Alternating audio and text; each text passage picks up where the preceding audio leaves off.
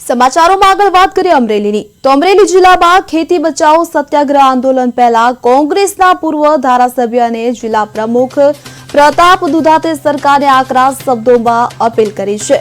ખેડૂતોને પોતાના ખેતરમાં એપ્લિકેશન દ્વારા ક્રોપ વીગ અને લોકેશન સાથે ફોટા અપલોડ કરવાની ફરજ સામે પ્રતાપ દુધાતે નારાજગી વ્યક્ત કરી છે। તેમણે જણાવ્યું છે કે આજ 1 તારીખે પણ અમરેલી જિલ્લામાં વરસાદ ચાલુ છે ત્યારે સરકારને શરમ કરવી જોઈએ।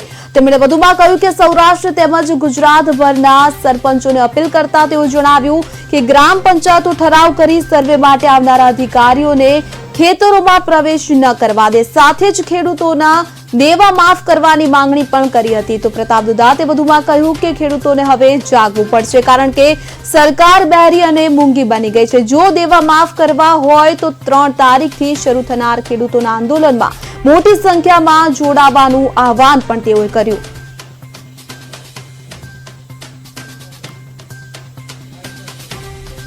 કે ગ્રામ પંચાયતમાં બેસી તમારા ગામની અંદર ઠરાવ કરી અને સર્વે કરવા આવનારને એક પણ જગ્યાએ ખેતરે જવા ન દેવા જોઈએ અને એને ઠરાવ કરીને આપી દો। સરકાર ગતકડા બંધ કરે ને ખેડૂતના દેવા માફ કરે। ખેડૂતોએ પણ જાગવું પડશે કે ક્યાં સુધી રાહ જોઈને બેસવાના છો।